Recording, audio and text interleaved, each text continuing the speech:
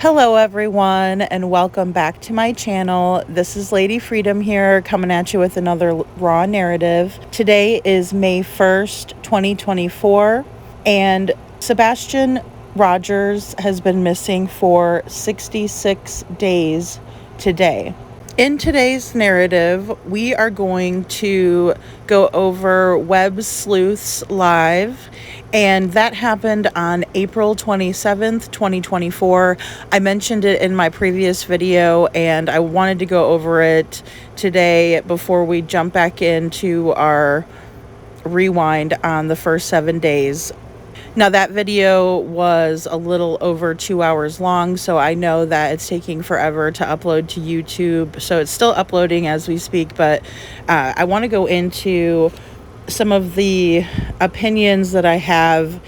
And I don't usually like to do this before I start, but since we're pretty heavy into the case, this is just more of an update video. So this is a current day video instead of us going back over the first 7 days and the previous Proudfoot and Seth interviews.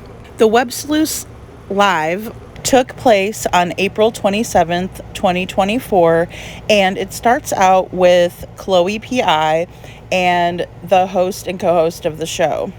They start out talking about Seth, and they start talking about the vigil and the confrontation that occurred at the vigil. So it wasn't the light the green path for Sebastian that they just had. It was the vigil prior to that, where there were the photos of the confrontation, and Seth had come out and let everyone know that if they didn't like the fact that they were going to be working together with the Proudfoots, then they could F off.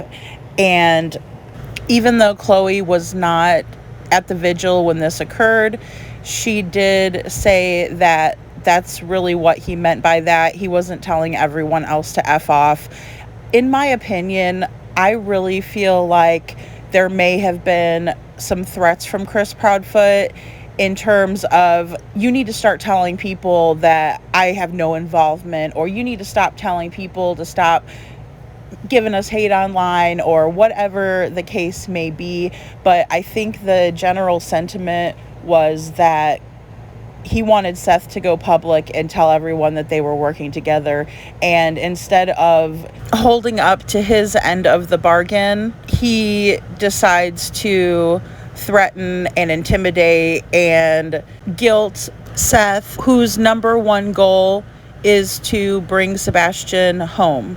According to Seth, he was at the vigil earlier in the day, and he was parked out in front of the high school when he had his hood up. He was doing some general maintenance to his vehicle. He wasn't broke down or anything, but he was doing some general maintenance to his vehicle, and Chris so happened to drive by. I mean, they don't live far from the school. We all saw it in the footage.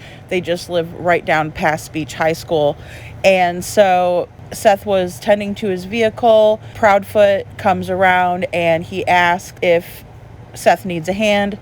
Seth says no. Well, then later on, when all the cameras are there, he came back to the vigil, and that's when it looks like a confrontation. I don't know if they were raising voices, if their voices were level. I don't know what the whole confrontation was, and Chloe wasn't there either at that point, so she couldn't really speak on it.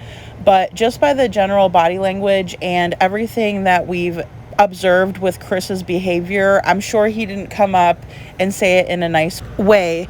And Seth was visibly shaken, like the look on his face. And I know he's a man, so I'm not trying to say he was afraid of Chris or anything like that, but he actually looked like he did have some fear in his eyes, along with frustration and grief. So I definitely don't fault him, and I just think that there's way more to the story that we don't know. I personally think it would have been more effective if Chris and Katie would have just showed up to the vigil. It would have been a lot easier. There would have been less energy used, and it would have been done for the greater good, which is for Sebastian. Now, there's going to be a couple things that are going to be asked during the Websluthes interview, and Chloe is going to either decline to answer, or she's going to say that she doesn't know about it. Some of that stuff I just passed over. One example of this is going to be when she's talking about Katie's having an affair. I know that there was some internet action going on out there, and people were saying that she had an affair with someone in the neighborhood, but who really cares? One other thing I want to point out is that Seth did admit to falling asleep during his lie detector test or polygraph test. And one thing that kind of rubbed me the wrong way with Chloe is that instead of saying, I don't know about that, I did hear something about it, she said that she saw a comment with Seth's name next to it that said that he fell asleep during the polygraph. Well, I'm here to tell you, I was on a live when he told Pascal himself that he fell asleep during the lie detector, and honestly, there's nothing to hide, and there's no reason to be dishonest about something like that. I mean, if you think about it in terms of a polygraph exam, that they're trying to make it so you are as comfortable and as calm as possible, because the way that polygraphs read and the way that they show if you're lying or not are due to physiological responses that people have, like their palms sweating, their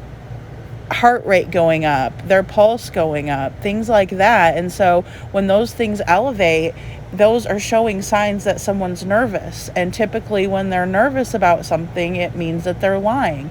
If you're asked, and they establish a baseline with people. That's why they ask people's names. They say, what's your name?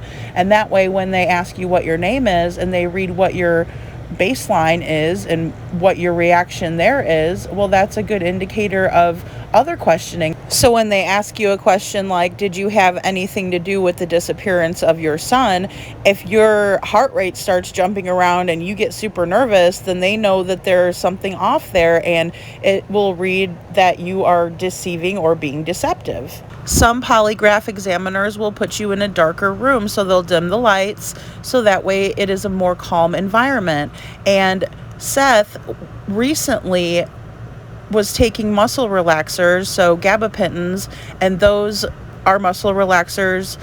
They make you tired. They also have neurological effects on your brain as well, so I don't want to go into all of the details there.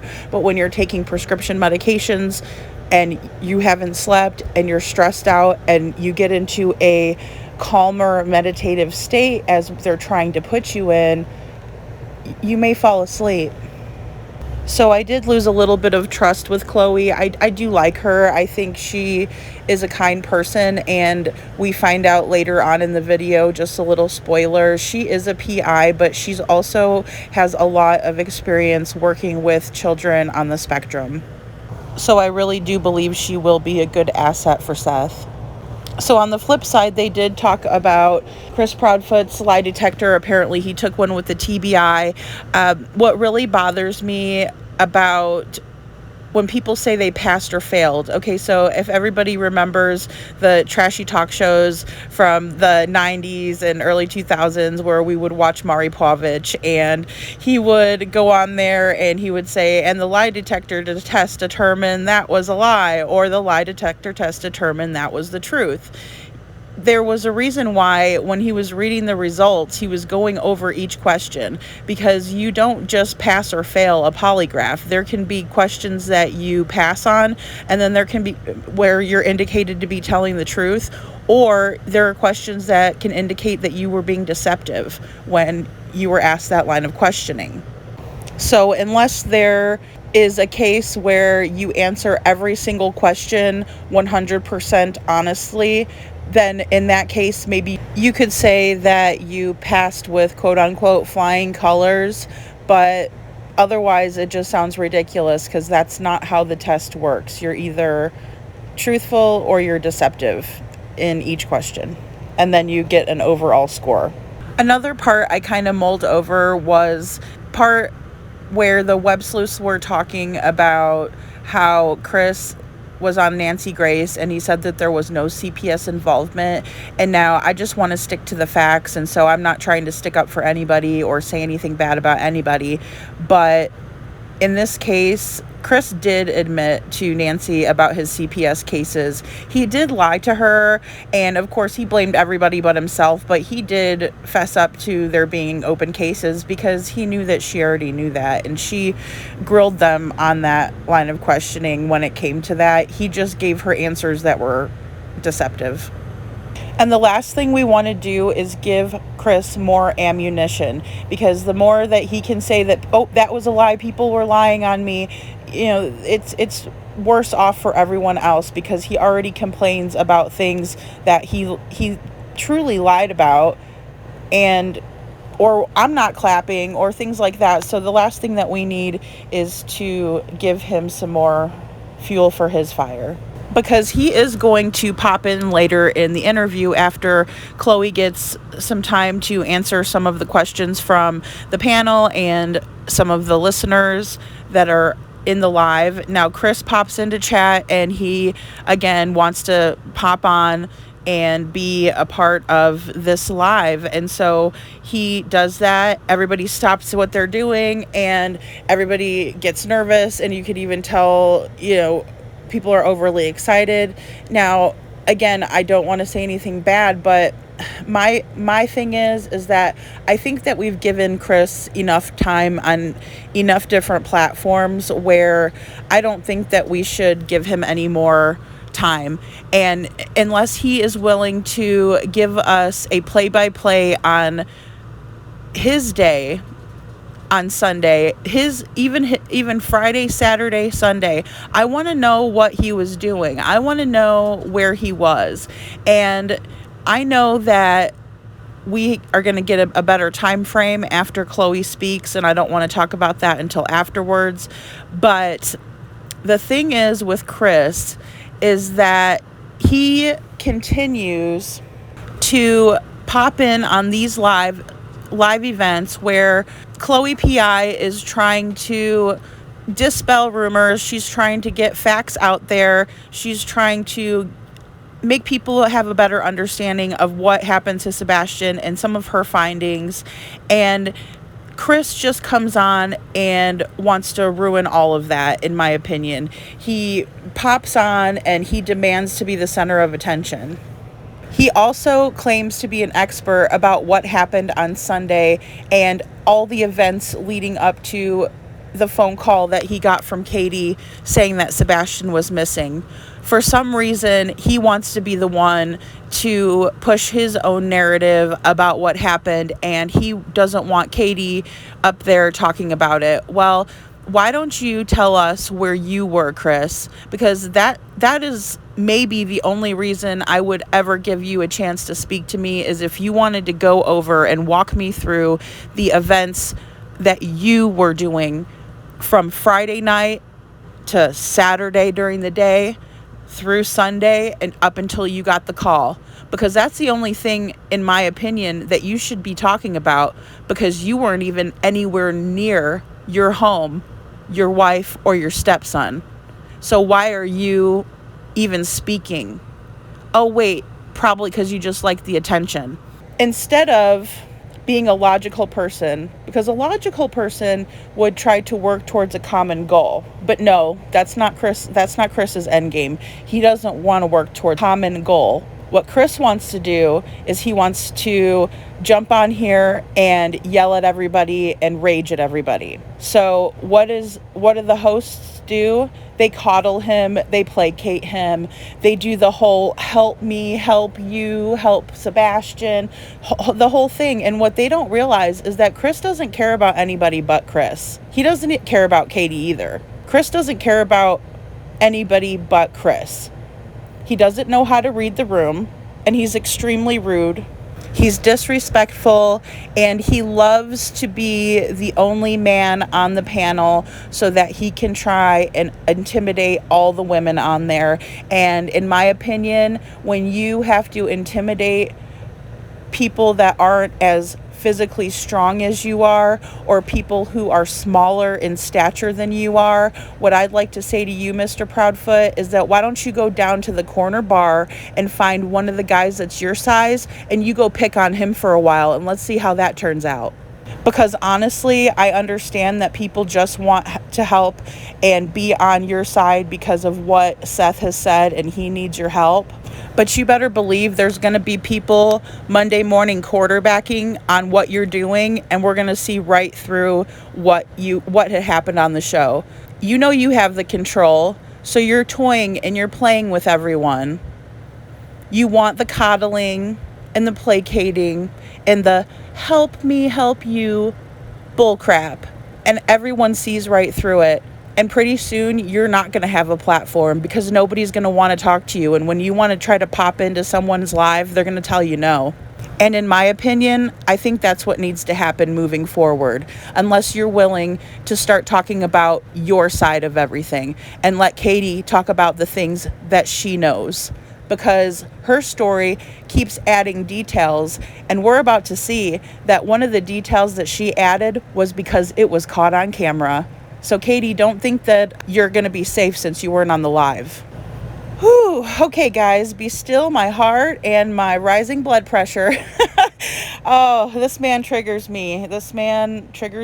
But that's okay because I'm strong, and we're just going to keep pressing on. We're going to go over later what we've learned from Chloe in the important part of the call, and then we're going to go full on and make fun of Chris Proudfoot in second part where he acts a fool. So without further ado, Websluthes and Chloe P.I. Let's watch. Our guest is Chloe. She is the private investigator for Sebastian Rogers. Chloe and Heather, you've probably seen Heather on the news, and Chloe. Heather is taking the night off. She has well-deserved rest time coming. And poor Chloe, we are not letting her take the night off. We hogtied her and forced her to be here. So No. Now, Sebastian Rogers went missing toward the end of February. He went missing. It was a Sunday night, Monday morning. Right. So And between midnight and 6. Right. Of the 26th. There's lots of cameras in the neighborhood.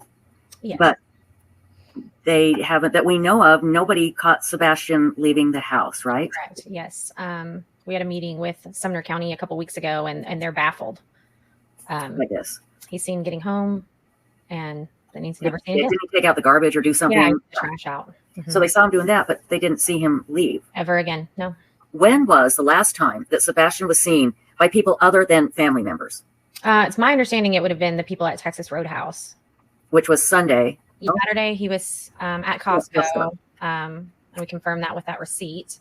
And then Sunday was a day full of activities. Right.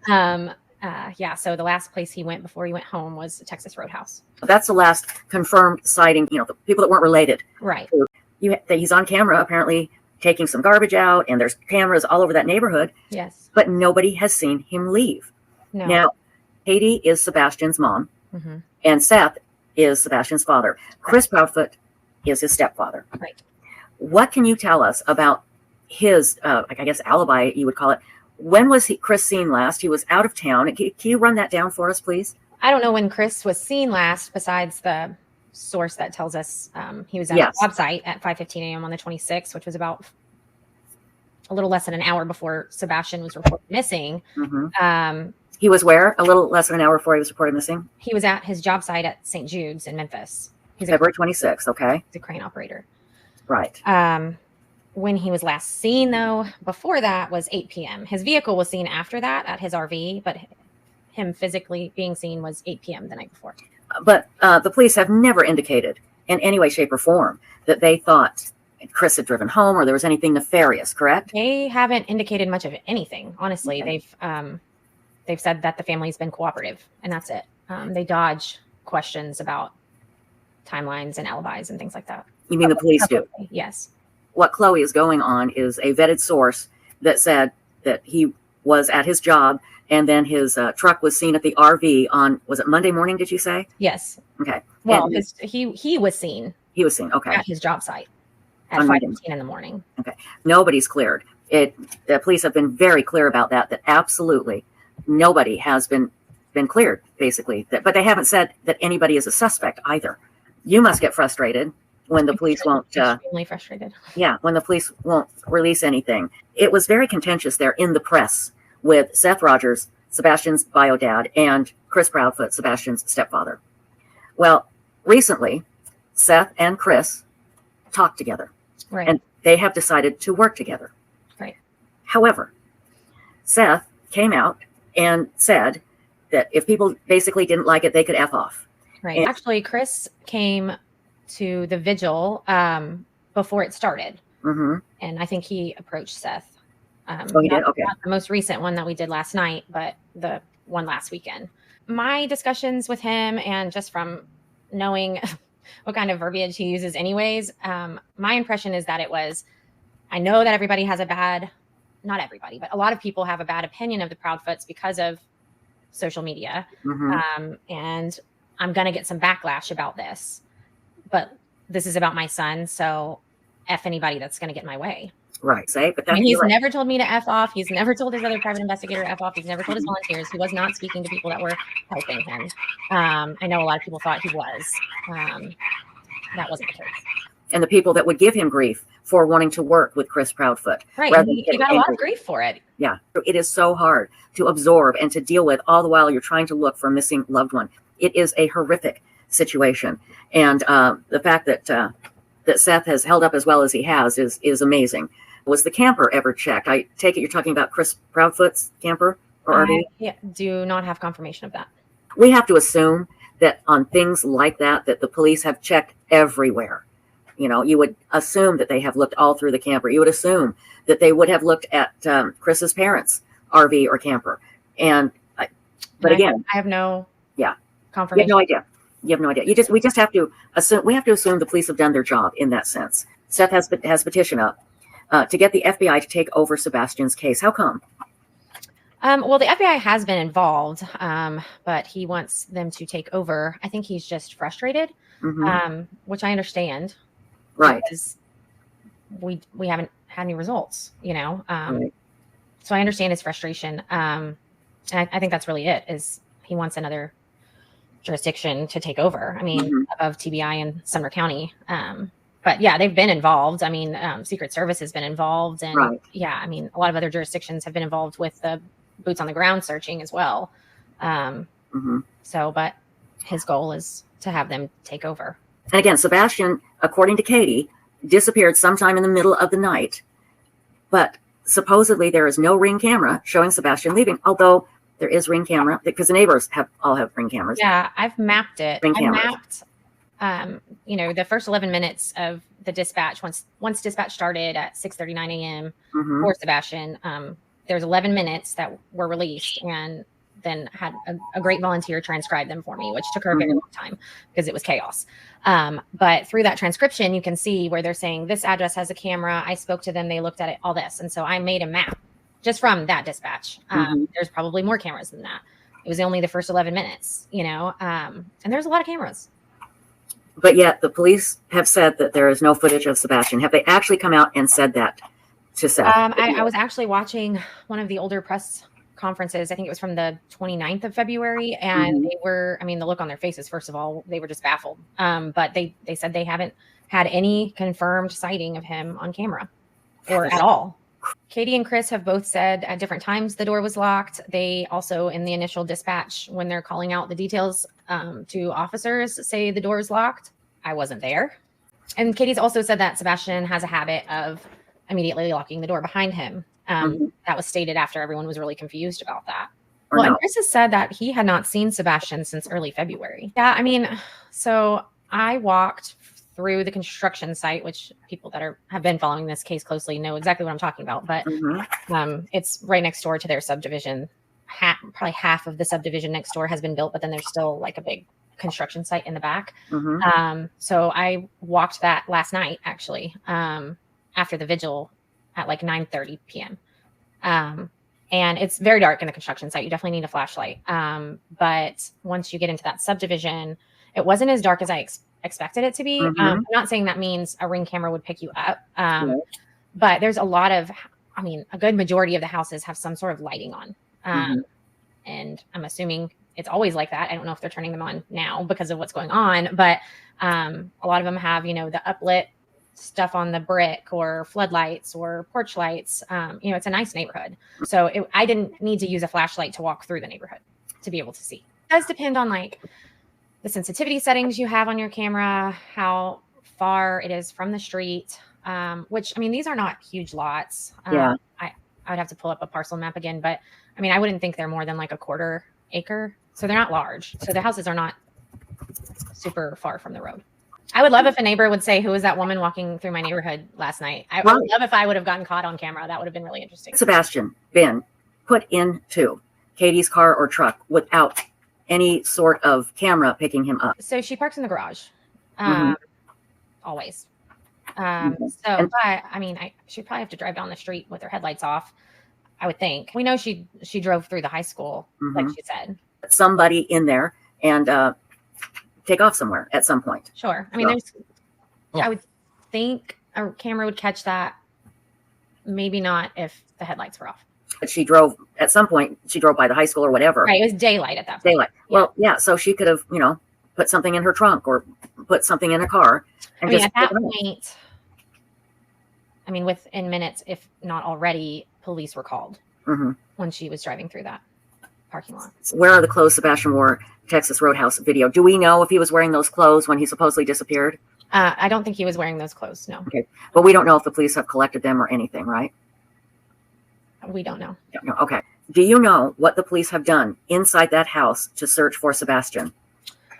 To my knowledge, their house has been searched over a dozen times by officers. They've used heat-seeking devices, and this comes from the sheriff, to make sure he wasn't in any walls. I do not have knowledge and didn't question the sheriff at the time. I was trying to build a rapport, but about any luminol or anything like that. That's a big question. To my knowledge, they use luminol. They have not done that. I have had tips for several weeks about people seeing Kathy Bowersock's car that morning before Sebastian was reported missing. I have not been able to validate that that's true, but the Ken Davis post is not the first time that's been brought to me. Do you know anything about cadaver dogs being used at the house in the past?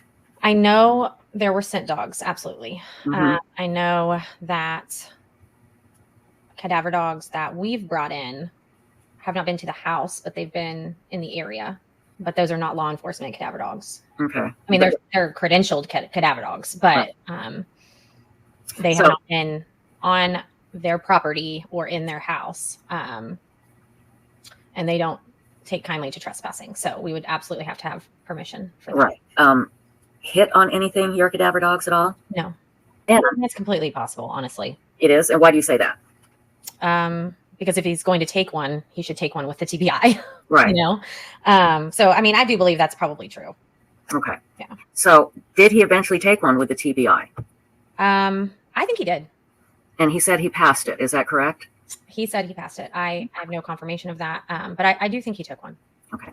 Their words were that she looked around the house for a few moments, went outside, got in her car, started driving around the neighborhood, drove over to the high school, which is Beach High School. And then Chris was the one who three-way called the sheriff's department, not 911, but the sheriff's department. And Katie said she was on mute. So she was there and she heard it. Okay.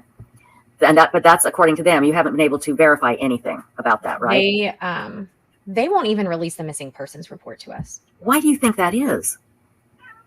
I mean, this doesn't make a long time with Heather at Sumner County and put in records requests, talked to the sheriff, talked to several other officers and detectives, and they will not give it to us. I mean, it's bizarre. I've never encountered that before because I often request those things because I don't work cases unless I have a missing persons report, especially adults. But sweet Sheriff Weatherford said he was getting a lot of emails. I bet. By a lot of people that weren't necessarily like pertinent to Sebastian's case, you know. So he's getting bombarded. Seth took a poly with Nancy Grace or with whoever Nancy Grace set him up with. Right. And do we have any results on that or? I don't. Polygraphs are voluntary. Yeah. I mean, they're not admissible in court. So, I mean, I know they're helpful tools for an investigation, but they're not the end all be all. No, did Seth fall asleep during Nancy Grace lie detector? I saw a comment that had his name next to it that said he did. It hasn't been something I've focused on. Hendersonville is like very densely wooded, and it gets pretty densely wooded almost immediately in any direction when you leave his subdivision.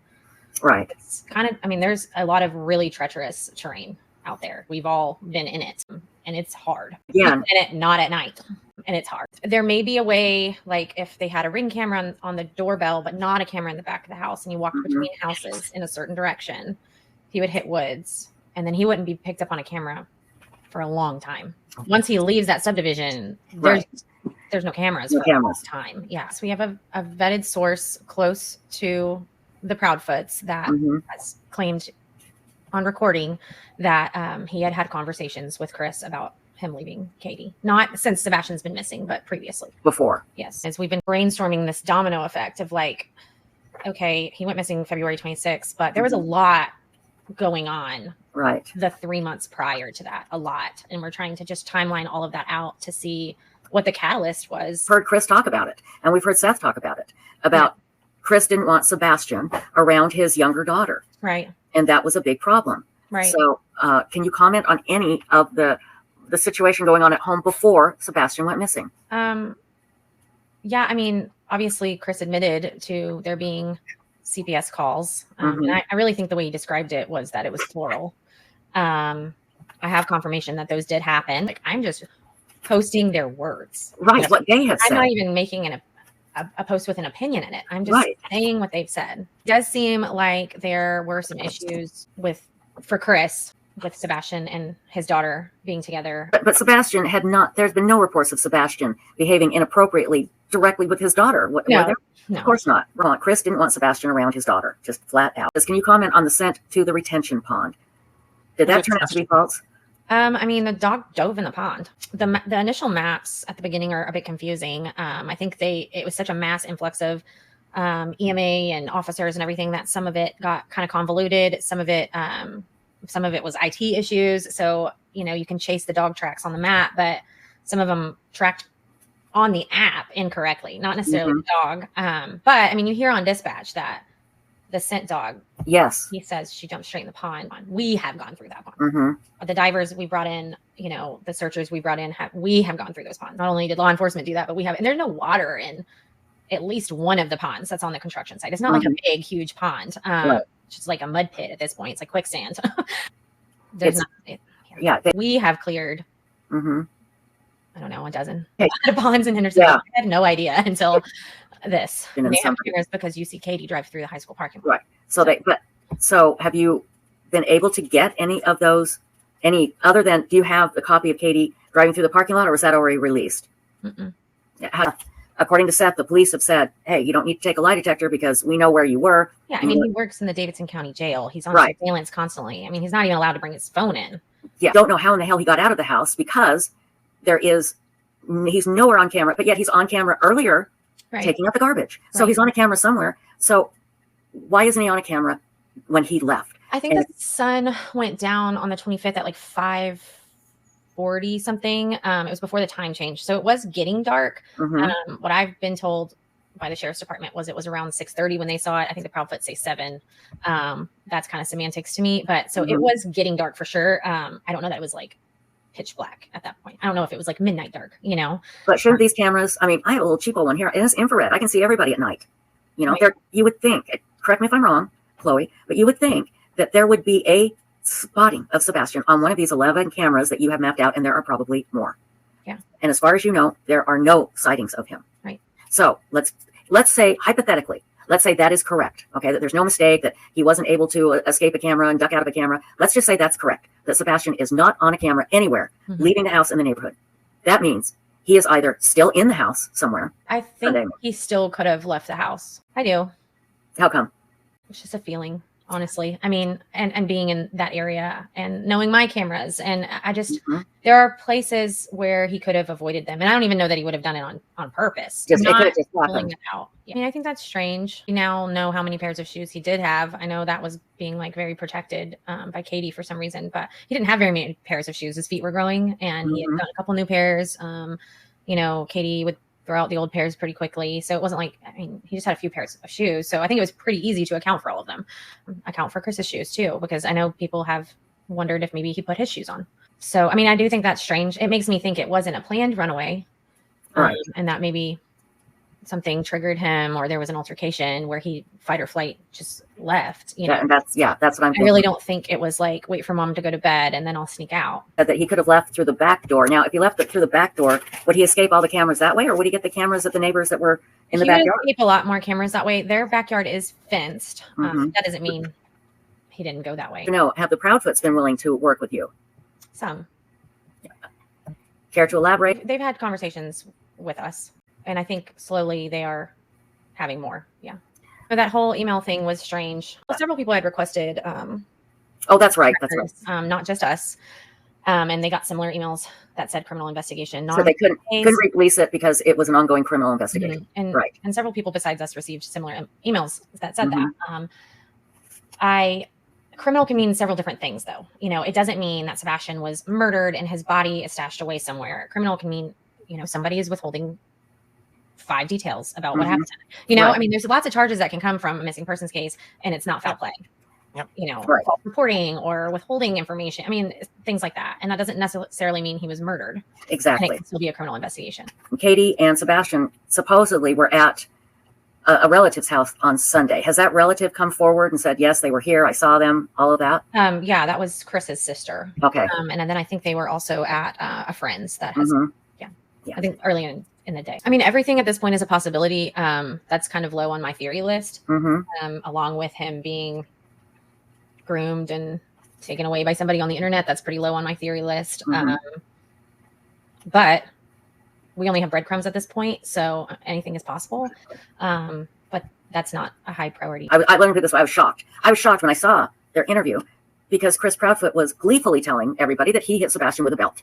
And that made my blood run cold, to be honest. It really did. And it truly troubled me. Now that Chris and Seth are working together, and maybe you can't answer this, is Seth able to just put that aside and talk and work with Chris in trying to find Sebastian? I think they are doing their best. I mean, there's water under the bridge. I mean, obviously, like I think they're doing their best. I'm not saying it's easy. Right. There's a lot of feelings. About bringing in Q, C-U-E. What is Q? A missing persons like SAR organization that's kind of up there with EquiSearch. They can provide massive resources with ATVs, drones, dogs, foot search, boats, divers, which, you know, we've brought in some of that, but not on the mass scale that we would like to. So we are in the works of bringing them in because we have an incredible group of volunteers that, I mean, over probably a dozen of them have been with us for over a month. And they're there constantly. What do we need to do? Where are we going? You know, and they're doing their best, but that's not very many people in the grand scheme of like the acreage that needs to be covered, especially because the terrain is really hard. I believe we are finishing reports and giving them private property permissions that we've gained. I don't have a timeline on when they'll come. Obviously, they don't just say, okay, we're coming. They plan before they get here. So, I mean, as soon as I have an update about that, I'll share it. Okay. Jessica London wants to know, was it for sure Sebastian on the camera taking the trash out? The sheriff's department says it is. I know Seth has said that he can't 100% tell. So I guess I can't answer that. Okay. Lorna Burrell wants to know, why does it say last seen on Monday, February 26th? Didn't KP say she last saw him Sunday at 9 p.m.? I don't know where it says last seen Monday, the 26th. I don't know where that would be. I've seen 2 different versions of the flyer that's been released by law enforcement. I mean, I think they're assuming he was in the home at midnight because that's when Katie went to bed. Got it. Okay. Yeah. I want to clear this up. 865 Picker said, why would Seth work with Chris and Katie if he feels they had something to do with it? Well, I don't think he is claiming that at the moment. He's putting all of that aside, correct? Yeah. And I mean, you need to work with the person that last saw your child. Right. You know, he went on Peter Hyatt and it was great. I don't know if anybody watched it. Peter Hyatt is wonderful. He is, yeah. Katie holds the key out of everybody. She does. She does. So you have to. I mean, you have to try to work with them, and she holds all the information. It's not going to do Seth any good to get out there. Not all the information, but she holds the most information. And if Seth got out there and started saying horrible things about him, it's not going to help find Sebastian. Mm-hmm. And he's right. And it's great that he's stepping back, that they're both stepping back to work toward finding Sebastian. Needs some Z's wants to know, and I don't know if you know the answer to this, have the Proudfoots agreed to have the K9 search their house again?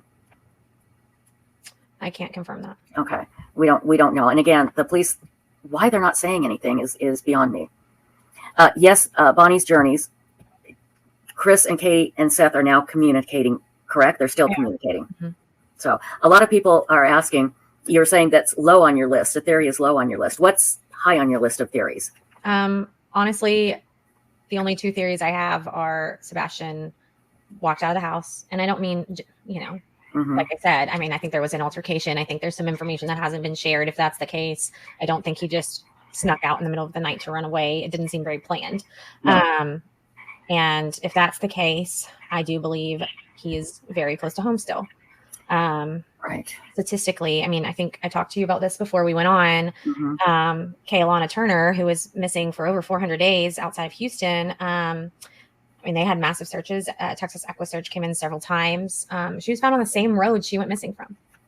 Isn't that amazing? And that road had been searched, right? Oh, yeah. And I mean, it's assumed that she was deceased pretty much that whole time. And there's no foul play involved. So, I mean, I understand, and I've gotten these comments, why are you still searching here? Why are you still in Hendersonville? He's not in Hendersonville. You do not know that. Nobody knows that. Nobody knows where he is, or he wouldn't be missing. No. And I mean, law enforcement has, obviously had massive searches, but things get missed. Yeah. And in fact, Stacy, tell us the story about the girl in England, because that's a great example of things getting missed. So, yes, in England, there was a young girl named Tia Sharp, a young teenager who... She was staying at her grandma and her step grandpa's house. And so one day, the grandpa said that she had taken off to go down shopping to get some new shoes, some flip-flops. Mm-hmm. And then, grandma came home. Tia didn't come home. So they called and reported her missing.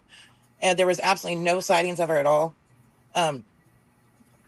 Nobody saw her anywhere. And so finally, the police, like I said, searched it many times, and they went back and did a forensic search eventually, and they found Tia wrapped up, stuffed up in the attic, what we'd call an attic. Right. And she was deceased. And so, she'd been there the whole time, and they'd search the house and search the house. It's so frustrating. So that can happen. Melissa Hart wants to know, have they checked the drains at the construction site? I mean, to my knowledge, they have. Okay. Yeah. And Cheryl Reed wants to know, is it true that living room lights flickered and a neighbor saw a silhouette around 3 a.m.? Have you heard that? I do not know. I know that he's seen turning the lights on in his bedroom after he takes the trash out, and maybe once again, but I don't think it was 3 a.m. It was earlier in the night. I'm getting a lot of questions in chat. What's your second theory? Yes, go. Foul play. I mean, of some sort. Yeah. Of some sort. Okay, we've kept you here an hour. We're not going to keep you much longer than 4 or 5. So hours. So just we can talk for a long time, but I'd probably end up getting in trouble. So no, we understand. And again, we really appreciate you. And Heather, thank you, Heather, for coming to chat. We appreciate it. There are a lot of people commenting about what I'm thinking. And that is Chris Proudfoot seems to, in my opinion, control Katie.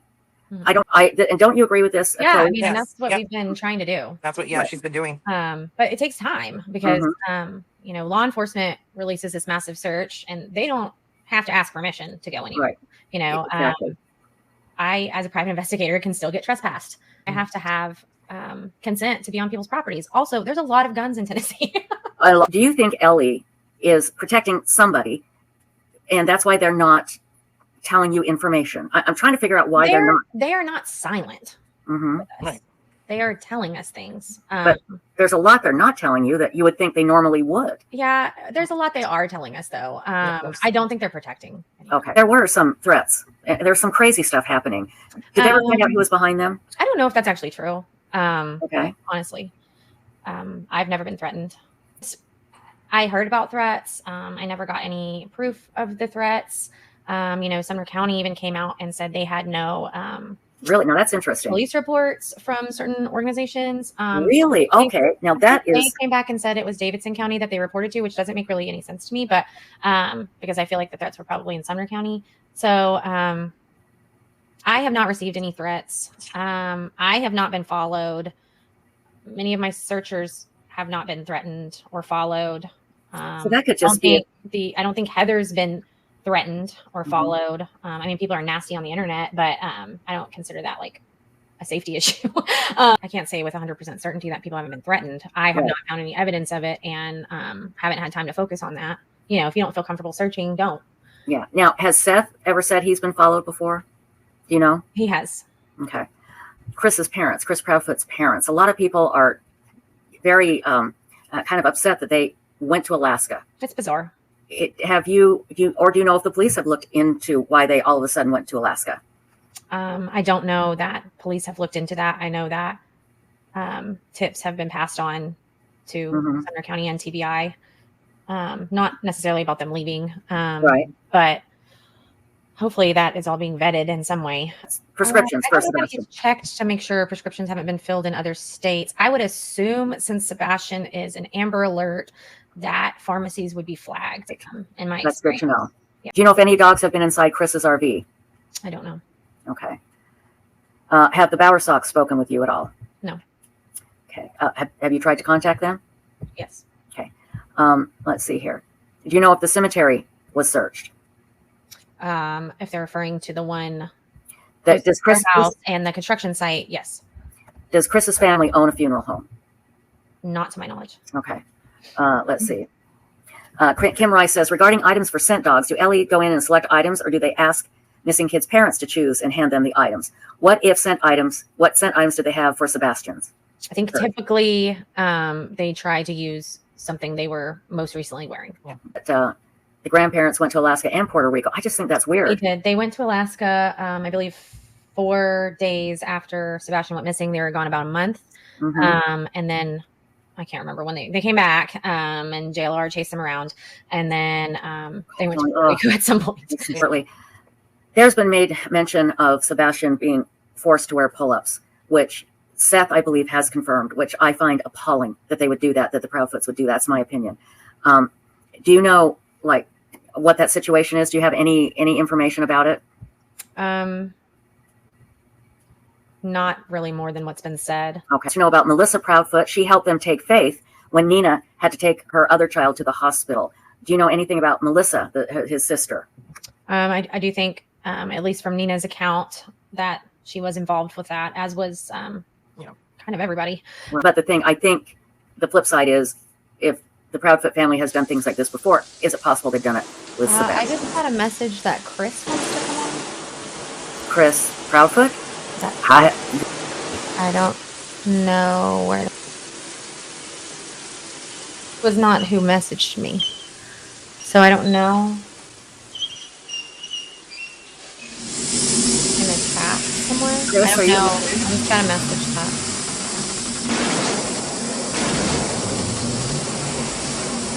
When you said Chris, I had to sit and think. Who? Oh.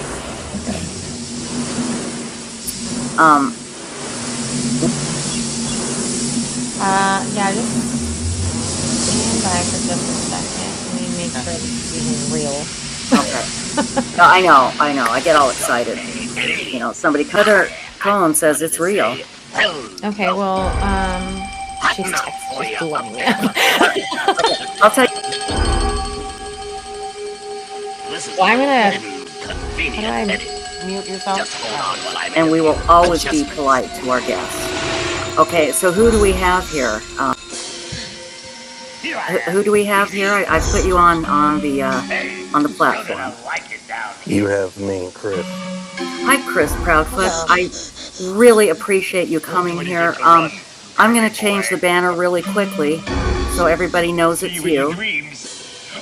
But I don't know how long you've been listening. Long enough. Okay, you sound angry. Talk to me. What? Talk to me. We don't want to get you. The last thing we want to do, Chris, is cause problems between you and Seth. I swear to God. Well, I can understand that, but let me help you with something. Okay. Okay, a lot of the information that I've been listening to on your show, coming from Chloe, the questions that are coming through people, it's very sickening and disgusting, to be personally honest with you. Okay, let's talk about it. So let me go ahead and address a few things to help y'all out. Okay. Since, Chloe, you're the PI. I haven't had a chance to talk to you. You haven't even called me. You ain't done anything, first off. Heather has been Heather in is the communication. only one. Heather is the only one who has reached out to me or to my wife.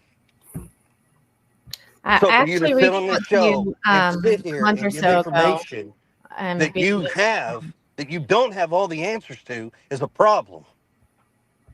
Okay, well, Chris, help us understand, because I know Chloe, and Chloe wants to help. And the last thing Chloe would do is want to put out misinformation. And the So, problem is, okay, I understand that. So let me just smash something real quick. okay, Okay, first and foremost, anything that goes on between me and my wife is not a damn bit of anybody's personal business. I don't care what you think. I don't care what y'all got to say. That'd be like me splashing all your business out to the world. okay. It does not matter what goes on in my house. We're looking for my son. That's real simple. Your stepson, right? It doesn't matter. Stepson, my son. All the kids are treated as if they your own. There is no title, a stepson, a son. It does not matter. That boy is loved by me just like he is my own. Just like he's my own. Okay, Chris, may I ask you something? Yes, ma'am. Okay. I've been doing this for a long time, and let me tell you why people are asking personal questions about you and your wife. Okay, it's because of the situation in which Sebastian has gone missing, and they're wondering if whatever happened between you and your wife, does it have something to do with Sebastian going missing? I swear to you, it's not to be nosy, it's not to be rude. It's just trying to figure out what happened to Sebastian. And Okay, so let me make this even crystal clear for you. okay, And everybody out there that's got all these negativity, disgusting comments and questions that y'all think you know anything about, when honestly you don't know a damn thing. And that's the problem. You assume, you speculate, all this crap. You have no idea what me, my family, my wife, everybody involved is going through, to include Seth, his mom, and everybody else. okay, Because it's the vile, disgusting crap that comes out of people's mouth. Yes, I'm a very pissed off stepfather to this whole situation. okay, and I understand, and I hear what you're saying. But again, So let me help y'all with something. Because okay, y'all said some shit that's really, y'all have no, it's really none of your damn business. But since you brought it up, I'm clear it. okay. My parents didn't go to Alaska 2 days after he went missing. I don't think Why my anybody said parents that. went to Alaska That was is because not. my stepfather went for work. Okay, nobody said they went 2 days after he went Oh missing. They no, it's said out there. Trust me, because I have Okay, I did terabytes. not say that. I nobody didn't say said that you. here. I Okay, said people. okay, Now I have terabytes of videos of Seth on here saying some vile stuff. I've got videos of everybody and their comments out here.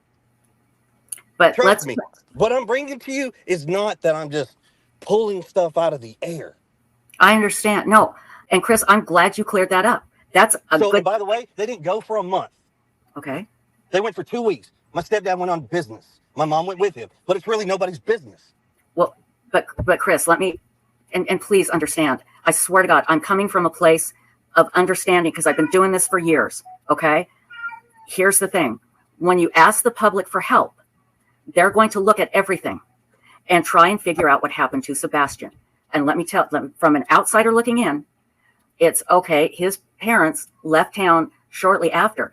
Was there a reason? Did they take Sebastian with him? It is speculation that I am sorry it's hurtful to you, and I understand it. And that's why it's important that you clear it up.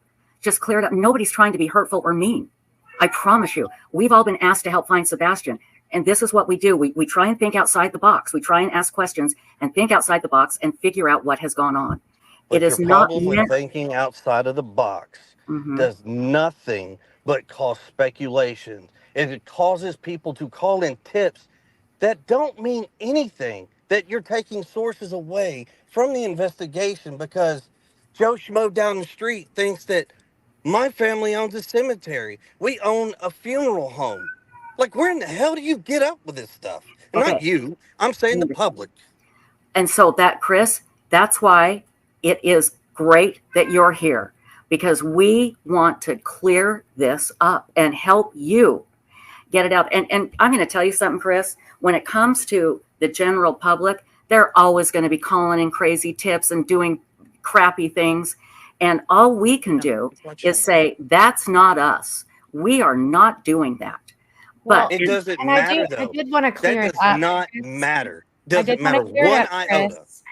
Chris? I did reach out to you on March 17th, publicly and privately. You responded to me publicly. You asked me to ask my question publicly. I did. You didn't respond. I reached out to you privately again. So I have reached out to you. Where in the public? Where? I reached out to you on Facebook. I reached out to you on Facebook Messenger privately. You've never read my message. Well, don't take this the wrong way, but a lot of the bullshit that I get in Facebook. No, that's fine. That's I'm fine. not. I just want to make Yeah. it clear that Can I explain to you? yeah. You send me messages along with thousands of other people. I understand that. And that's why I took it public. And you did respond to me and asked me to ask my question publicly because you wanted whatever answer you were going to give to be public to clear it up. What I was the asked my question that you asked me? Since I neglected your question, and what that's not was what your I'm question? saying. That's not what I'm saying. I want to make it clear that I haven't not tried to reach out to you. Chris, I know you're mad. God, I can feel it. I can hear it, and I understand it. You've got to believe me when I tell you this. Please, if you can dial it back a bit and get us some of these answers and let us help you clear up this bull so it doesn't interfere anymore. And like I said, you're always going to have crazy people interfering and coming up with rumors, and it's so maddening and frustrating, and I hate it. It pisses me off more than anything, and anybody that knows me knows It that. pisses you off? You're not in our shoes. I know. You haven't been in our shoes. Okay, well, you don't know that, but I haven't been in your shoes and missing a child, no. But believe me, I can understand what you're going through, and what I'm saying is we can help you, Chris. We can help you, all right? Anybody here in this chat that asked about a cemetery, it's because somebody else brought it up. Just tell us. Exactly. And my question comes back to, where do these people come up with this crazy crap? That's a $1 million question. I don't know. Yeah, online. Let's clear it up. Let's clear it up for you. Let us help you. You're saying, I believe, Chloe, you're saying online. Is that what you're saying? No, I'm sorry. I said that. There's a lot of Stacy. crazy people online. And just to let you know, I understand you get a lot of messages. I reached out to you when Sebastian first went missing too to see if we could help in any way. So. Yeah, but Chris, I understand your anger, but I'm telling you, please let us help you, okay? We're not here to point fingers at you or whatever, but the problem is, and this is what we were talking about earlier, Chris, when the public is asked to help and then no information is provided, then people, because of social media, and social media is here to stay, unfortunately, this never used to be a problem, never. Until social media, and it's terrible. I will be the first one to admit it's terrible. But let us help you clear it up, okay? So you don't own a cemetery and you don't own a funeral home, is that right? Yeah. Okay, so, everybody stop with that bullshit, all right? Here, let me add this to the thing. We don't own a private plane. We don't own 78 pieces of property. Mm-hmm. We don't own a private yacht. What else do you guys want to come up saying that we own? Like we're millionaires or something, like we've got this money growing off trees, which, by the way, it'd be great if we did, because I guarantee we wouldn't need anybody's help because he'd have been home by now. Right. No, I understand. No, I completely understand. Okay. But understand, when the public is asked to help with social media, this is what social media does.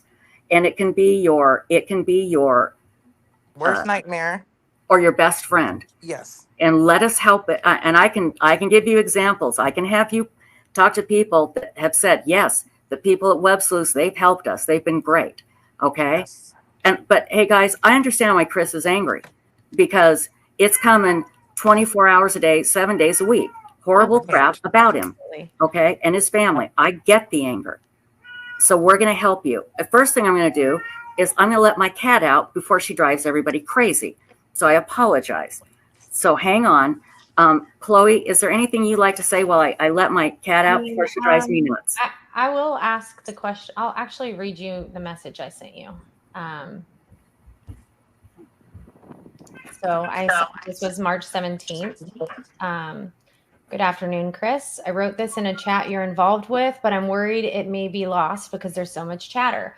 First, let me say I'm a Tennessee private investigator and have been praying and actively bringing awareness to Sebastian from day one. His case is near and dear to my heart. I had a question. I know Sebastian went to his dad's every other weekend or so. Did you come home on those weekends? Not a specific date, but just in general. Or did Katie come and stay with you? Are you often gone during the week? Just curious about Sebastian's day-to-day dynamic with his parents. And then I messaged you again after I posted that question publicly. You asked me to post it publicly, and I did, and then I wasn't answered. And I said, hey, Chris, just messaging again. So it'll be at the top. I know you said you get a ton of messages. So, and again, we understand that you get a ton of messages. We absolutely understand that. Is there somebody else in our chat room? I can't see it. Heather. Heather, do you want to come up? I guess she does. I'm here. Oh, she is? Okay. Oh, hi, Heather. I didn't see you there. Hi. Okay. There was a lot of talk. I didn't really have a chance to say hello. And this Heather is the other private investigator. Yeah, I know who Heather is. Okay. Heather, would you like to say anything? Well, so I spoke with them earlier today, and obviously, as you know, Mr. Proudfoot did message me and ask for a number so he could come in, and I think that it is past due. I think that it's a good thing for Mr. Proudfoot to address some of the allegations that are being made.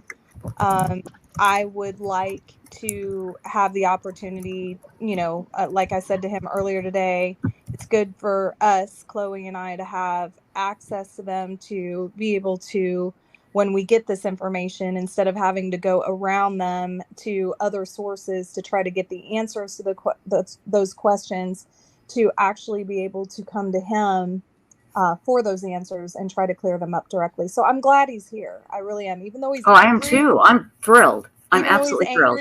I'm glad he's here, and I've spoken to him before, and he's been very upset with me before. But once he calms down, I think maybe we can get somewhere. Maybe we can get somewhere. Yeah. Okay, so let's address something real quick with your viewers who say I'm drunk and belligerent. No, I'm just a pissed off dad. So let's get that real clear. Hey, everybody, if any, mods. So if you want to keep your comments and that's how your audience wants to play this game, no. Then no, I'm not going to clear up anything or turn the chat off. If you want to clear this up, let's get it right. And let's take all the stupid people out of this equation and answer the deals. Okay, Chris, hang on. Mods, if anybody says anything rude about any of our guests, I want you to ban them. Kick them out. Okay? It's like this. If you ain't got nothing factual about me to say, keep your mouth shut. Well, okay, but Chris, they don't know if it's factual. Exactly. Okay? So that's the best recommendation I can give them. Well, but they want to ask questions, and let me tell you why. Questions are one thing, not a statement where I'm belligerent and I'm drunk, because guess what, folks? I could read the comments that you post. I know, and I'm telling everybody, if anybody says anything rude, they're booted from chat. Mods, if you could boot them. Stacy, could you get Ping over here to help us?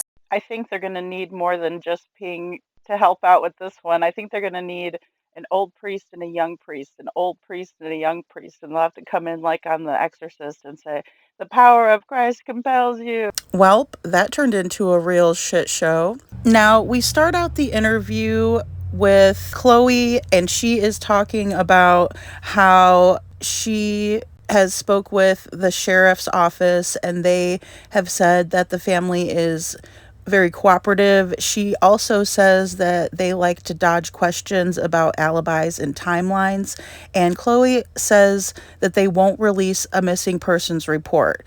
So she also confirms that no one is cleared and no one is a suspect, and that is per Sumner County. They're baffled, and I have to agree.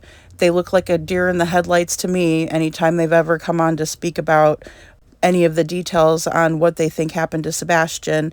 Now, we're going to go over the timeline and Chris's alibi in a moment.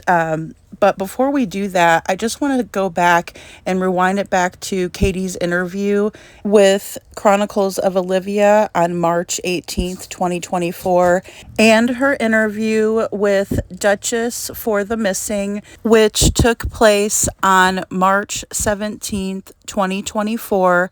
I just want you to hear it straight from Katie's mouth, her accounts of what happened. Let's watch. Although he doesn't like to be dirty, it's kind of funny because he also doesn't have awareness. Because if you look, he's got chocolate milk on his face because he didn't wipe it off at breakfast.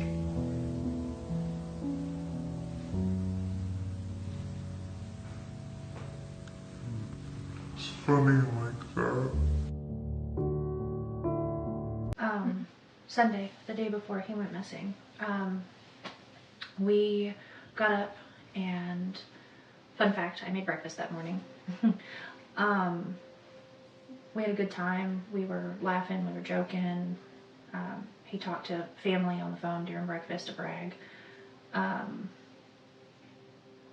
We went and picked up our niece.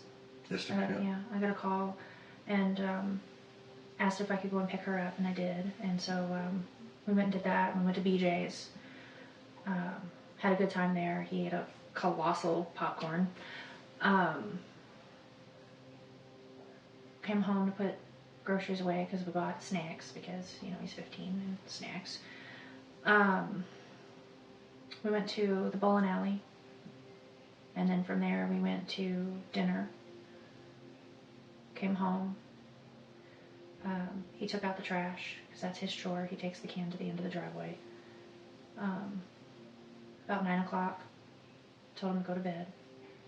And he's come out of his room where he was playing, and he said, "All right, good night, Mama. Good night, puppies. Love you." And went to bed. He was doing something in his room because about an hour later I heard some noise, and I was like, "I don't care what you're doing in there, but go to sleep." And about midnight, I got up and I went to bed. And 6 o'clock, I went to wake him up for school Monday morning, and that's when he went in here. Katie adds the detail about Sebastian taking out the trash and also that she drove around to censor myself. Holy freaking crap, this can't be happening. Where is my kid? Choice words were used. Like, you know, where the F is he, you know. I had looked through the house for him because it was typical for him to get up and come and rummage for snacks and things like that. And he likes to dip behind the, you know, walls and watch, you know. And then he comes out after I come back and he likes to scare me. But after I looked, and I mean, mind you, all of this took place in like 1 minute flat. But I didn't see him in his room. I looked all over. I ran through the whole house. I looked out all the doors and windows, and I was like hollering his name. And I picked up the phone and I called my husband, and I said, I can't find him. And he said, "What do you mean?" I said, "He's not in this effing house. I can't find our son." And I jumped in my car and I drove around the neighborhood, and I drove over by the school, and he's already like, at this point I was like hysterical, and I was crying, I was screaming, and he was like, three-wayed law enforcement, and was telling them like, our son is missing and we don't know what's going on. And he was like, "Go back to the house, they're on their way." And I drove back to the house, and 20 days later we haven't found him. Yeah. Sunday morning, I'll just start at the morning. Sunday morning, we got up and I made a fun breakfast for us, spaghetti pancakes. Google it, y'all. We FaceTime family while we were eating so he could brag, because that's something he likes to do. And we were laughing and joking on FaceTime and having a good time with that. After breakfast, we got a call to go pick up um, our niece and go take her to meet up. So we did that. We went and picked her up, and we met her mom at BJ's, and we were there with family members. Um, we come home and put our groceries away, and then a little bit later we went to the bowling alley, a local bowling alley here, and we played games. And then and this is just Bubba and I, and we went to dinner, just the two of us, and then come home. Um, he took the trash out because that's his chore, and he come in and he was playing in his room until bedtime. And at bedtime, I told him, I said, "Hey, Bubba, it's time to go to bed." And he goes, "Okay, good night, Mama, I love you." And then he said goodnight to his puppies, and he went to bed. Okay. And walk me through what happened. You said that you were on a phone call, you were on the couch, and then you went to bed at midnight. Walk me through exactly what transpired during that time before you went to bed at midnight for you. So, well, my husband, he works out of town a lot. So, um, we normally sit and talk every evening, and I normally fall asleep on him. um, and he'll tell me, "Wake up, you got to go to bed."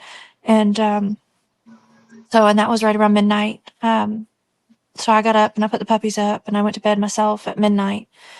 And I went to sleep, obviously, and then at 6 a.m. I went to wake him up for school, and that's when I couldn't find him. And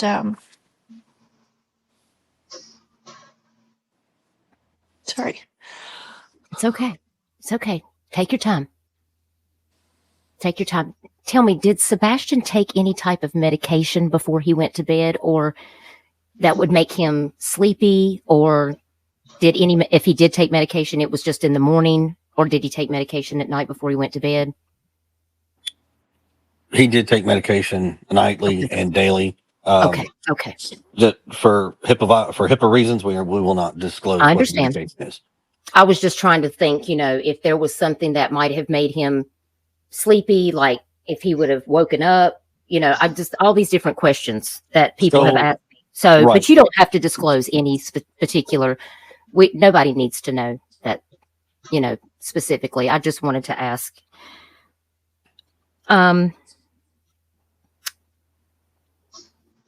Well, I tell you That he's this. with someone.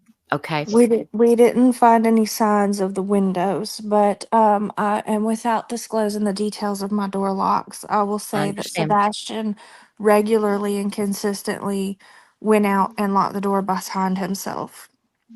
Okay. Okay. I honestly didn't notice anything that was like, "Oh my God, that's weird," I mean, we had a really good day. He wasn't in trouble at all. We went to bed on a good note. And I don't know if maybe he just wasn't saying something, but nothing. And I've gone over this so many times. I'm ill, but I didn't see or notice anything that was like red flag. No, he was actually really well behaved that day. He was even keel for the most part all day. Can I ask the question? Sure. Was that unusual for him to be No, well behaved all day? not necessarily. And Sebastian goes through phases. he's got streaks where he's great, and then it's like he, Goes through remission. yeah, like he'll screw up and he'll get in trouble, and then he'll be good again, and he'll screw up. I mean, he's like a typical kid, um, in a sense, but he just has autism, and I mean it's hit or miss. But like he'll be doing really, really great for a few weeks, and then all of a sudden it's like he'll flip a switch. Sorry, and and then we're working on going to the bathroom, and we're working on manners, and we're working on attitude, and then and then we'll go through that phase, and then we'll go through, and he'll flip the switch again, and he's, doing really great. He just goes through. I understand that it's like completely. Trust me. progress, backpedal, but it. Now, when I saw on social media, some people were talking about Seth had spoken on, I guess it was, maybe it was the Pascal show that he recently spoke on, and he was talking about how at the end of the school year, Sebastian was supposed to come and live with him. And can you tell us anything about that? Is there anything specific to know about that? I think a lot of people have been saying some very interesting things. According to some posts that I saw, apparently it's because Chris, you are that he's scared of you. That he's scared of you, and that you're bullying him at home. And I don't like to ask these questions, but I feel like that this needs to be I would actually address prefer this, you ask these because questions. I just want you to talk to us about why people are saying this, and why people are also putting online that you have domestic violence charges. And I just wanted you to talk to us about that. If you, whatever you feel like you can tell us, so we can try to reel that in. Oh no, I'm okay to address every bit of this. Okay. So you mentioned Sebastian's afraid of me. Well, that is a loaded question, because somebody who has released some information out there from another show, who I won't put his name out there, allowed somebody to say something. Now, mind you, when you have a teenage child or teenage children, all parents know this. Your children are not going to like you, because you're not there to be their best friend. You're there to be a parent. And as parents, you have rules they have to follow. If they don't, there's consequences. Sebastian will say one day he's upset and mad at me for something, and 20 minutes later will run up to me, throw his arms around me, cry, and say, "I'm sorry and I love you." So, when you get in trouble, of course you don't like your parents. He said the exact same things about his father, but that's when you set him down and say, "Look, bud, parents are parents, and we're going to have to do what we have to do. And unfortunately, you're not going to like it, but down the road, when you get older and if you decide to have children, someday you're going to look back and say, man, they were right." I remember watching a domestic violence survivor recount asking her husband why he hurt her so badly. He replied, "Because fear lasts longer than love." Go over the timeline that Katie has told us, and now this is coming from all of the recounts and some of the information that we have from Chloe P.I. So Katie and Sebastian wake up Sunday morning, February 25th, 2024. Katie makes Sebastian spaghetti pancakes, which are spaghetti noodles that are drenched in pancake batter, and you put Parmesan cheese on them. So it sounds disgusting. And then they FaceTimed with family, and Sebastian bragged about the breakfast they made. Apparently he was really excited about it, so he wanted to tell everyone about it. Then they went to pick up their niece Esther from her home. Katie then brought her to BJ's grocery store to meet with her mom and some other family members, which turned out to be Chris's sister and Chris's side of the family. They did stop over at a friend's house as well at some point. Sebastian and Katie returned home and they put their groceries away. After that, they went to play some games in an indoor amusement park. Just the two of them did this. Afterwards, they went to Texas Roadhouse for dinner, and that was around 6 p.m. A waitress saw them there eating dinner around that time, and they were also caught on video. They return home after dinner, and Sebastian is seen on a neighbor's camera footage taking out the trash, either around 6:30, according to law enforcement, or according to the Proudfoots, around 7 p.m. that night.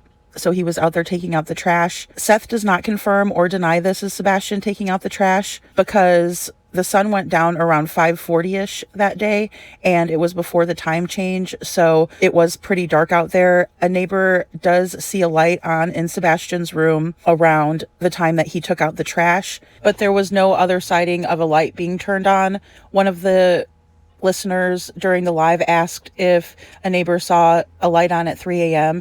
and Chloe said that there was no lights on around 3 a.m. and that the only time there were lights on was around the window of Sebastian taking out the trash. Now, Katie does say in her interview that Sebastian was playing in his room for a good amount of time after he took the trash out and before she told him to go to bed. So yet again, another inconsistency. Another thing that really bothers me is how manipulative Katie is when she's speaking with Duchess for the missing. Duchess is such a kind-hearted person, and Katie's playing off of that. She's calling Sebastian Bubba, Bubba, Bubba, and she did this in the interview on the 3rd of March, where she interviewed for the first time with Duchess, and Duchess said that it really struck her heart when Katie called Sebastian Bubba because she calls her son Bubba. And I just find it very disgusting that Katie uses this because she doesn't call him Bubba in any other interviews unless she's speaking with Duchess. And to me, it's just so gross after all Duchess has done for Katie. Some other things that Chloe confirmed was that the Proudfoot home was searched over a dozen times by officers. They used heat-seeking devices, per the sheriff, to make sure that he wasn't in any of the walls, which is kind of odd. She confirmed that a dog did dive into the pond, yet they have searched all of the ponds themselves, including this one, and she said that one of the ponds over by the construction site is just like quicksand. And when she said that, I cringed because I was just hoping that Sebastian wasn't under all that sludge, and it made me cringe. She also confirms that the landscape around Sebastian's home is densely wooded and has treacherous terrain, and so he could have dodged cameras and went into the woods, but Katie and Chris both have said that he wasn't outdoorsy, and again, with him having no shoes on, I doubt he would have chose to walk into the woods. Now, she makes the comment that if Sebastian walked through the woods, he wouldn't have been picked up on camera. So if he would have dodged the cameras in the neighborhood and then made it to the woods somehow, he wouldn't have been caught on camera for a very, very long time if that was the case. Now, she does confirm that a vetted source close to the Proudfoots with receipts, an actual recording, that they had these conversations with Chris about leaving Katie. Now, JLR went ahead and dropped this little piece of information about Chris Proudfoot today, and it's definitely connected with what the PI confirmed. And what it is some notes from an interview with the Proudfoot's neighbor. I didn't get to confirm this directly because I'm not a member of that person's channel. I just now subscribed to it today. But here are some notes from it. Chris sprayed Sebastian with a power washer, and Sebastian got upset, and he yelled at Katie to come get her, I'm not even going to repeat the word, on a neighbor's camera given to TBI allegedly. The same neighbor said that Katie only drove around looking for Sebastian for 10 minutes that morning. They also allegedly made Sebastian sleep on a mattress in the garage because Chris was, quote, tired of smelling pee, end quote. Chris used to yell at Katie, he goes or I do. Neighbors say that it was normal for Chris to sometimes come home on the weekends to take care of things. The CPS case in February was due to neighbors reporting Sebastian was being made to sleep in the garage. And we all know that Chris did admit to having a mattress in the garage when he was interviewed by Nancy Grace. Neighbors also turned in footage but haven't heard anything from law enforcement recently. Chloe P.I. reiterates what Heather said on News Nation about there being a lot going on up to when Sebastian was reported missing. She said that they are looking for the catalyst. In other words, they are looking for the straw that broke the camel's back. In other words, she is thinking they need to look for means, motive, and opportunity. In my opinion, Chloe says that she has a feeling that Sebastian could have walked off and not been caught on camera, especially if he went out the back door.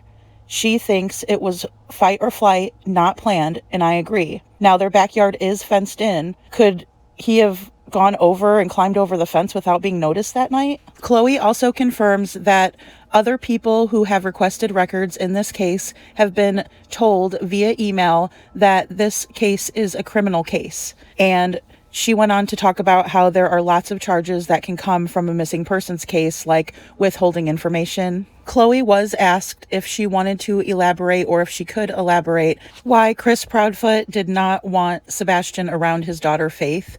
And I think it's because of what happened to Sebastian.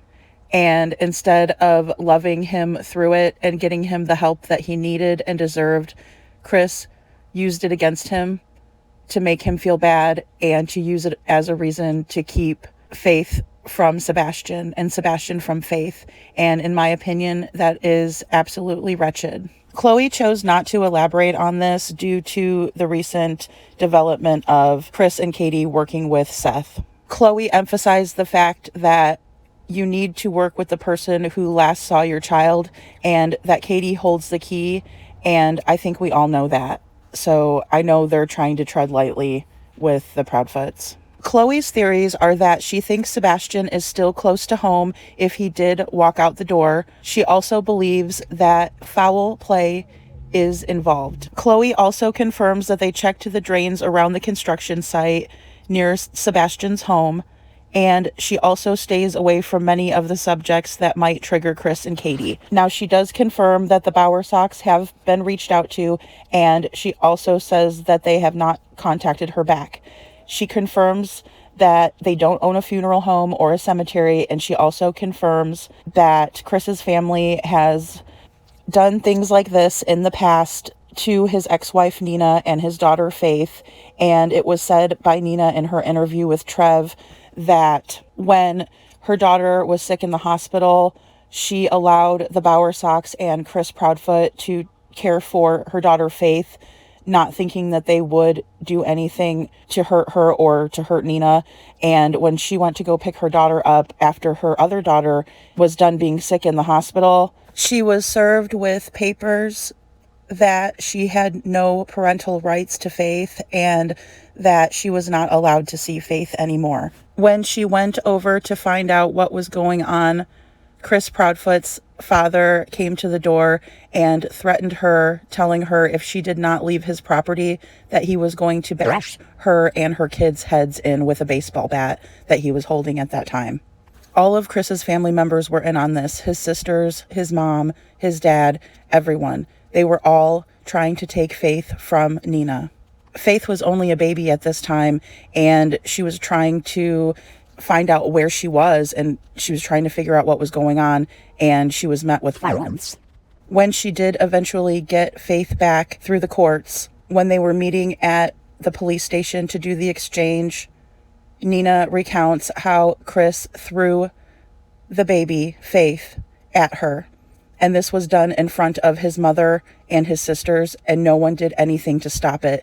It was done in front of the police station, which the police did nothing to stop it. This is how truly sick this family is, in my opinion.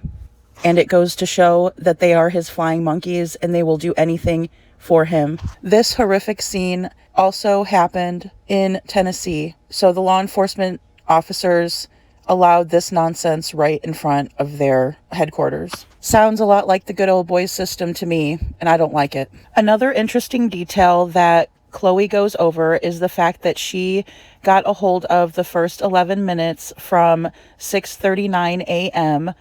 on February 26th, 2024. That Monday, when Sebastian was reported missing, she received that first 11 minutes and she mapped out the dispatch call for the cameras in the area who had footage. After the vigil on April 26th, the Light the Path Green vigil for Sebastian, Chloe walked the neighborhood where Sebastian went missing, and she said that she needed a flashlight when she was over in the construction area, but when she went to Sebastian's area where all the homes had been built and that phase had been up for quite some time, that it was very well lit and she did not need a flashlight, and I think that speaks volumes. She also confirmed that the Proudfoots told dispatch on February 26th, 2024, that the doors were locked and that Sebastian had a habit of locking the door behind himself. Chloe also stated that Katie parks in the garage always, and she could have put Sebastian in her vehicle and wouldn't be caught on camera. But when did she leave with him then?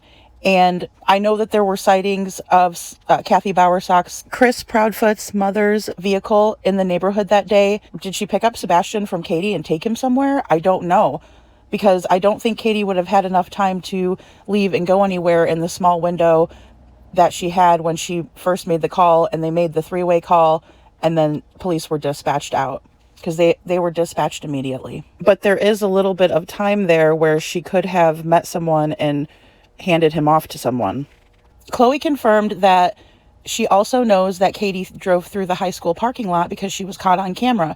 And when we watch the Chronicles of Olivia interview, she adds that little detail in there that she drove there. Did she do that when she found out that it was on camera? I think so. Now, one thing that was very odd is that Chloe said that she didn't know what the police collected for scent for Sebastian. And I know that they had a blanket of his that they used for scent, most definitely. On Smiley's interview with Katie and Chris, they confirmed that the luminol was not used in searching for Sebastian in their home. So later on in the interview, we're going to find out some more details about what they used for Sebastian's scent when it came to the search dogs. Chloe also confirms that they're trying to get permission from the Proudfoots to take credentialed search dogs of their own in to do a search. Okay, let's talk Chris's alibi. According to Chloe P.I, at 8 p.m., someone physically seen Chris Proudfoot on Sunday, February 25th, 2024, at 8 p.m. They physically saw him last. His vehicle was parked by his RV and was also accounted for after that. He was then seen again at his job site at 5:15 a.m. at St. Jude's Children's Hospital in Memphis. She said that she did confirm that Chris hadn't seen Sebastian since early February, but I don't know if I can get on board with that, especially after reading the statement that the neighbor made about Chris coming home to take care of things on the weekends. Chloe said that there was no confirmation on whether or not Chris's pull behind or his fifth wheel camper was searched at all. Now, Trisha starts talking about how she would like to assume this, that she would like to assume that, she would like to assume the police did their job. And like I said before, I don't want to assume anything, especially in a case like this. There is no confirmation that it wasn't searched, so I'm going to say that it probably wasn't searched. And I mean, that can be me assuming in the other direction. But honestly, when we look at the facts, it seems like law enforcement was very relaxed in dealing with the Proudfoots and their personal space during the first week of the investigation at the very least. Which brings me to the petition, and the reason why Seth wants the petition signed is so that the FBI can take over. Sumner County doesn't want them to take over, and I just picture Eric Craddock in his little attitude face not wanting to give this case up, and it really upsets me. What I would love to see happen is someone drive Chris's route to work and stop at every single gas station on the way there and give Sebastian's missing information and see if anybody saw him that night, because there is a big enough window for him to have helped Katie or for him to have brought Sebastian to a different location.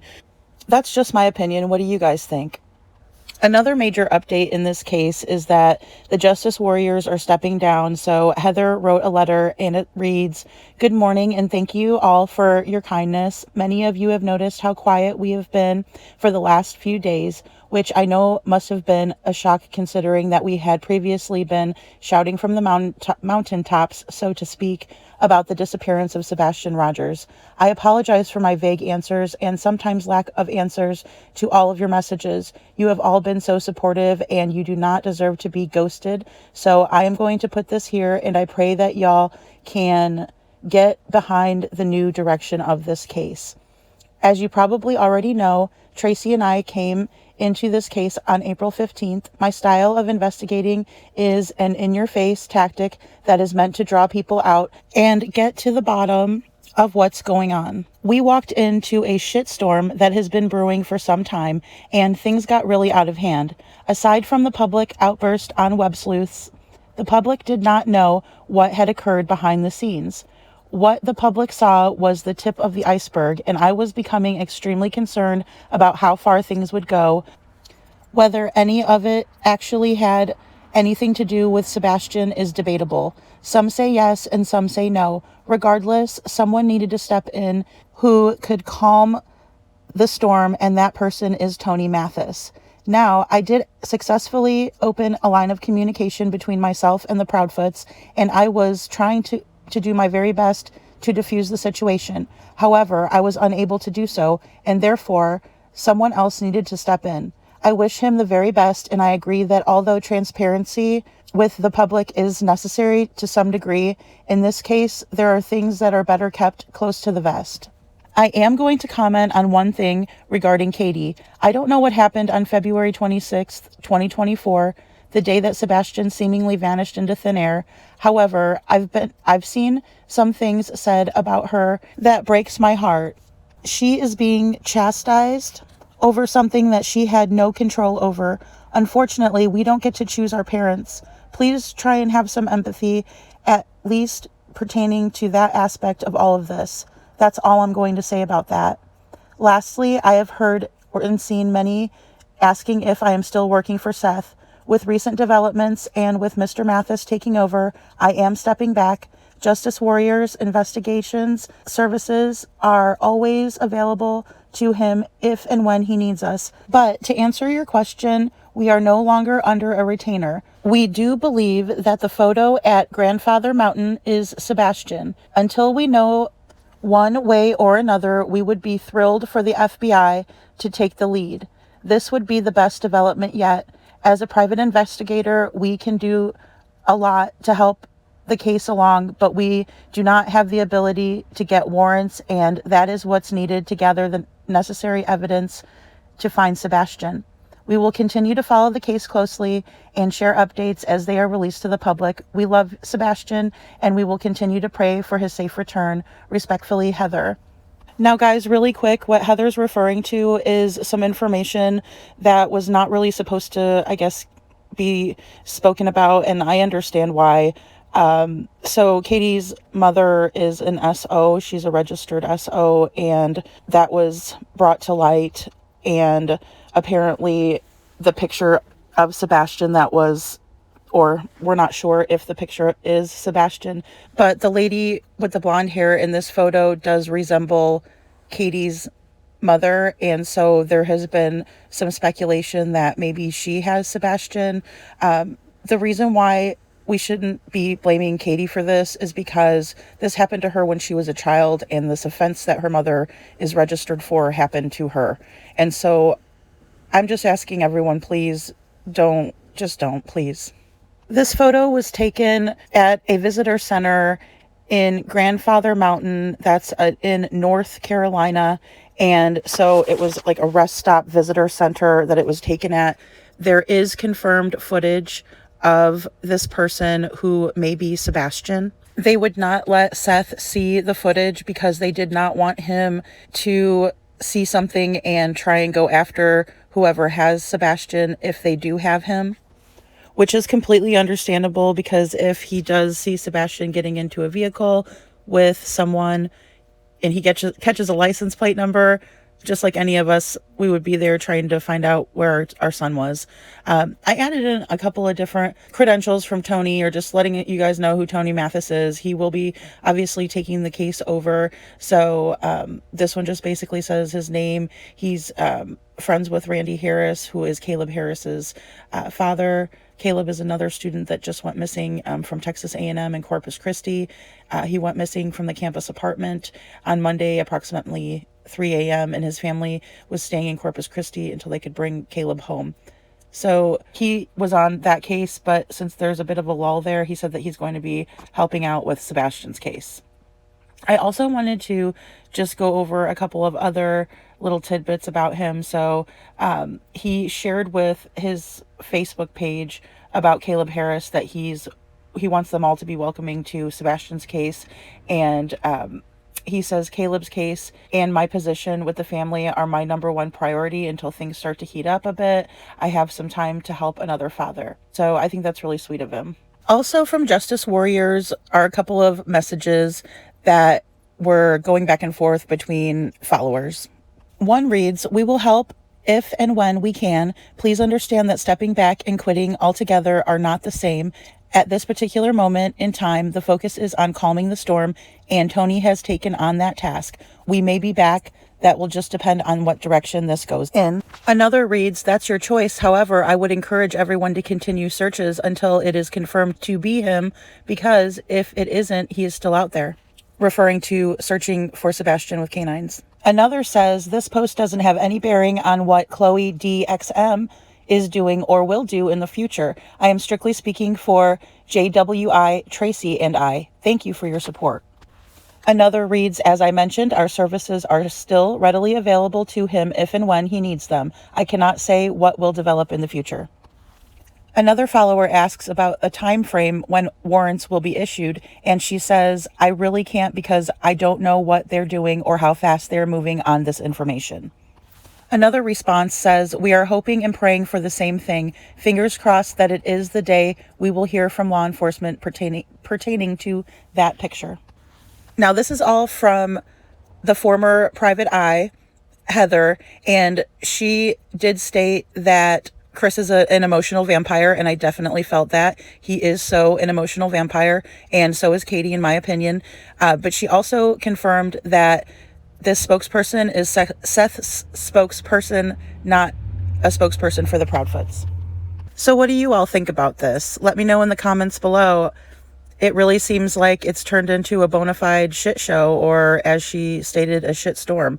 But what do you think? Let me know. One last topic I want to discuss is the picture of Sebastian that was taken from a rest stop in North Carolina.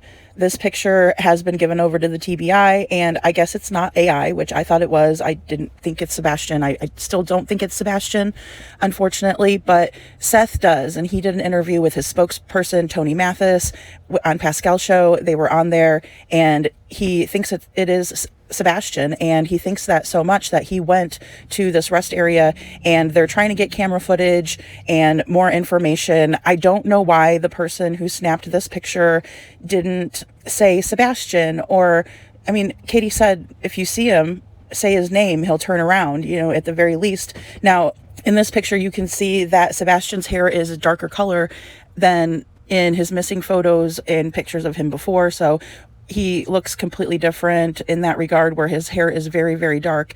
Now, that doesn't mean that somebody didn't dye his hair. And I say this because of a case of a little boy named Stephen Stayner in the 70s. He was taken from his home by these two men, and he was in trouble already with his dad for not coming home from school on time. And then he wrote his name on the garage door, and his dad wasn't happy with him, and he was going to get a whooping for not coming home on time. And then he also wrote his name on the garage door. So his dad was, he was, what do we say, cruising for a bruising. I again don't feel like that is right. And, I grew up that way. A lot of us did. And I think that's why a lot of us think that it's wrong. There's also a lot of different research that backs it up. But anyway, this was used against this little boy. So he was taken by this man who had ill intentions and was a sicko. And he brought him to a whole bunch of different places. So he started out bringing him to one place. He bought him toys. He bought him a puppy to get into his good graces. He also said that he knew that his parents were upset with him, and that he knew that he was in trouble and he was going to be getting a whooping from his dad. And so he definitely used that against him. Well, the police also knew about this, and they were grilling the parents, asking them, "Hey, did you do something to Stevie? We're just wondering because we know that you spanked him, or that you were going to spank him," and that was a regular occurrence. And the dad was really upset. The mom was also upset. They're like, "We do discipline our children that way, but we don't again, hurt them, which again, I don't agree with, but that's how they did it. Well, he felt extremely bad. The dad was nowhere near the way that we see Mr. Proudfoot. He had a lot of remorse. I mean, he felt bad that was how they left terms, was Stevie thinking he was in trouble. And so the parents ended up taking a lie detector test. They were also told by the media, or excuse me, by the police, to watch out for people in the media and people in the public, because they might be tampering with their mail. They might be doing horrible things to them, because everybody thought that they were guilty at first too. They thought that they did something with Stevie because of the punishments. Well, they didn't. And this man, Kenneth Parnell, had Stevie. They even enlisted the help of a psychic who actually did hit on an area that was very close to where Stevie actually was. And when Parnell found out about this, when he found out that there were missing posters around and he saw a missing poster out there, he decided that he was going to dye Stevie's hair and tell him that he is to go by the name of Dennis now.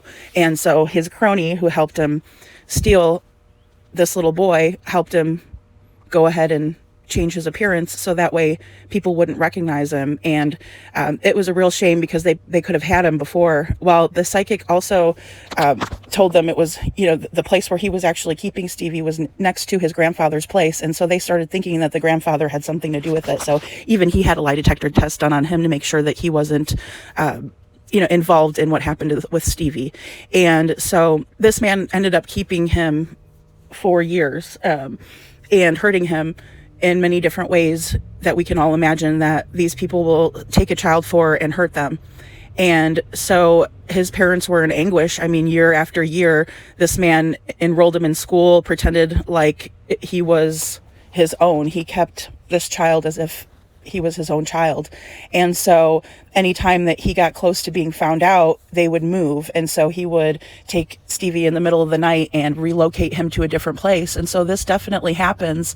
These things happen. We've seen it over and over and over again. There's a depiction of his mother, and she's stuffing missing posters into envelopes so that she can mail them off. I mean, that's what we used to do, and that's what they did.